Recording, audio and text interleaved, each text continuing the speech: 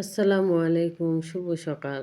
বিসমিল্লাহির রহমানির রহিম। পরম করুণাময় অসীম দয়ালু আল্লাহর নামে শুরু করছি। সূরা আল হুমাজাহ।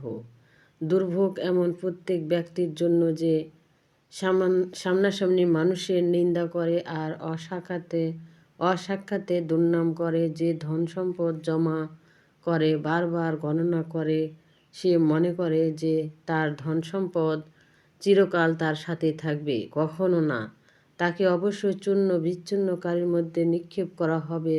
তুমি কি জানো চূর্ণ বিচ্ছিন্নকারী কি? তা আল্লাহর প্রজ্বলিত আগুন, যা হৃদয় পর্যন্ত পুষে যাবে, তা তাদেরকে চতুর্দিক থেকে পরিবেষ্টন করে রাখবে।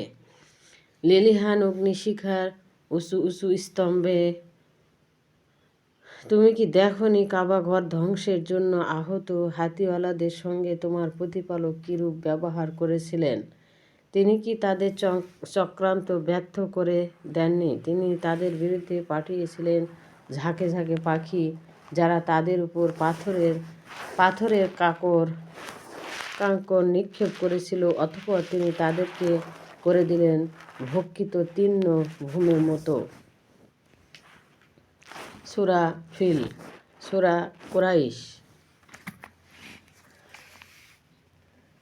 কুরাইশদের অভ্যস্ত হওয়ার কারণে, অর্থাৎ শীত ও গ্রীষ্মে তাদের বিদেশ সফরে অভ্যস্ত হওয়ার কারণে তাদের কর্তব্য হলো এই কাবা ঘরের রবের ইবাদত করা, যিনি তাদেরকে কাবা ঘরের খাদিম হওয়ার কারণে নির্বিঘ্নে ব্যবসা বাণিজ্যর মাধ্যমে ক্ষুধায় খাদ্য দিচ্ছেন এবং তাদেরকে ভয়ভীতি হতে নিরাপদ করছেন। তুমি কি তাকে দেখছো যে কর্মফল দিবসে অঙ্গীকার করে? সে তো সেই লোক যে ইয়াতিমকে ধাক্কা দিয়ে সরিয়ে দেয় এবং মিসকিনকে অন্ন দিতে উৎসাহ দেয় না। অতঃপর দুর্ভোগ সেসব নামাজ আদায়কারীর, যারা নিজেদের নামাজের ব্যাপারে উদাসীন, যারা লোক দেখানোর জন্য তা করে এবং প্রয়োজনীয় গৃহসামগ্রী দানের ছোটোখাটো সাহায্য করা থেকেও বিরত থাকে। আমি তোমাদেরকে হাওয়ে কাউসার দান করেছি, কাজেই তুমি তোমার প্রতিপালকের উদ্দেশ্যে নামাজ আদায় করো এবং কুরবানি করো। তোমার নাম চিহ্ন কোনো দিন মুছবে না, বরং তোমার প্রতি বিদ্বেষ পোষণকারীরাই নাম চিহ্নহীন নির্মল।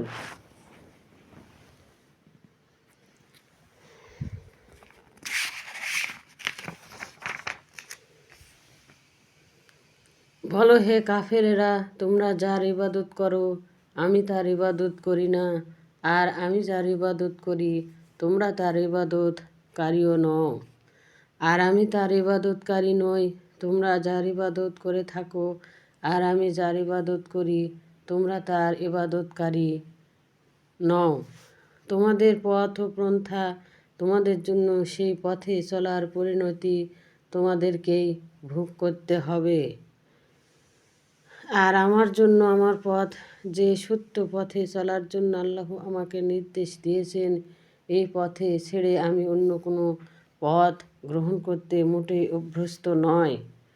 যখন আসবে আল্লাহর সাহায্য, ইসলামের চূড়ান্ত বিজয়, আর তুমি মানুষের দেখবে দলে দলে আল্লাহর দ্বীনে প্রবেশ করতে, তখন তুমি শুকরিয়া আদায়ের উদ্দেশ্যে তোমার প্রতিপালকের প্রশংসা সহকারে তার পবিত্রতা ও মহিমা ঘোষণা করবে আর তার কাছে ক্ষমা প্রার্থনা করবে। তিনি বড়ই তওবা ও কবুলকারী। আবু লাহাবের হাত দুটো ধ্বংস হোক সে নিজে, তার ধন সম্পদ আর যে যা অর্জন করেছে তার কোনো কাজে আসলো না। অচিরে সে প্রবেশ করবে লেলিহান শিখাযুক্ত আগুনে।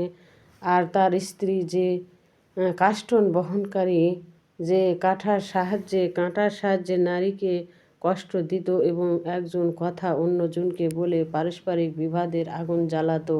আর দুনিয়াতে তার বহনকৃত কাঠ খড়ির পরিবর্তে জাহান্নামে তার গলায় শক্ত পাকানো রশি বাঁধা থাকবে। আসসালামু আলাইকুম সবাইকে। ভিডিওটি ভালো লাগলে অবশ্যই লাইক এবং সাবস্ক্রাইব করবেন। শুভ সকাল।